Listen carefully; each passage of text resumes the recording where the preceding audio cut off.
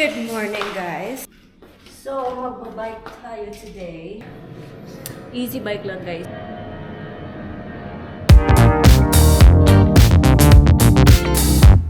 So, kahapon kasi, nag-run ako mga 5 km and my legs are so sore.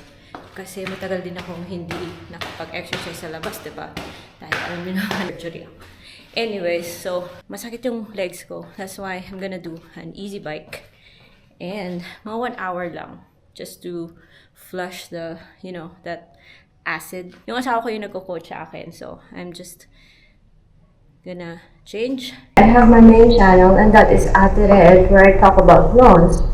So here naman on my second channel, I talk about anything else. Marami din ako hindi nakapag-update sa inyo ng mga bagay-bagay guys dahil meron kasi akong collab with this very legit brand. Hindi po makalimutan yung heart rate monitor. So yun, and I'm just waiting for that company to approve my video and then it will go public on my main YouTube channel, which is Ate Red Utang Vlogs. Next week, we will be in Manila for a Shopee event. Of course, huwag kalimutan mga sunscreen. By the way guys, this vlog is not sponsored by any of the brands na babanggitin ko dito. Gusto ko sa sunblock na to kaya hindi siya malagkit.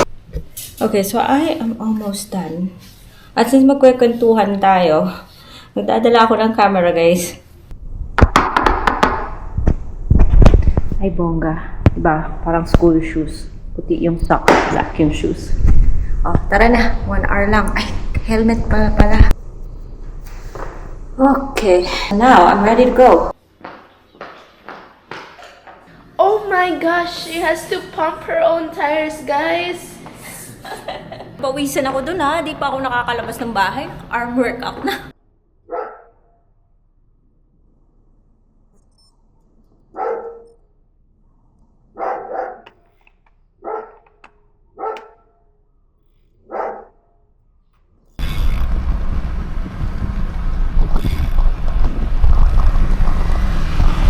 Sabi ko sa inyo, easy lang eh, kaya dito lang tayo.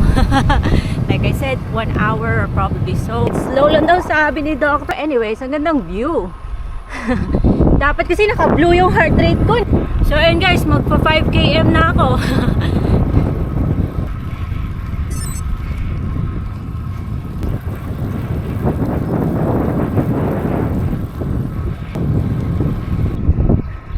Magta 10 km na tayo.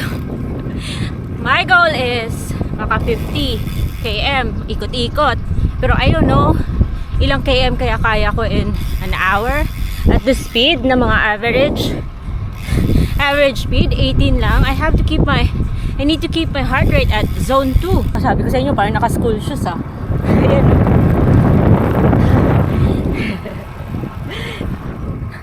Wala, natutuwa lang ako. Pag nagwawanan ako, tumatas yung heart rate ko eh. Anyways, I guess 20 kilometers lang tayo. Kasi sabi ko diba 1 hour na. Eh paano man tayo maka 50 km sa ganitong speed, no? So kailangan ko lang talaga keep my heart rate low at zone 2.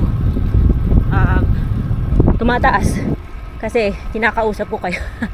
Tapos naka one hand pa. Naku, ano ba yan? Just need to keep my heart rate low. Easy bike lang.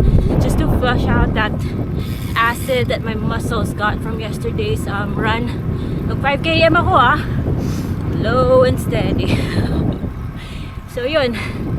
And then this week sa aming BGC, of course wala akong bike doon. So magra-run lang ako. Kasi may event kami sa Shopee. So see you next time guys.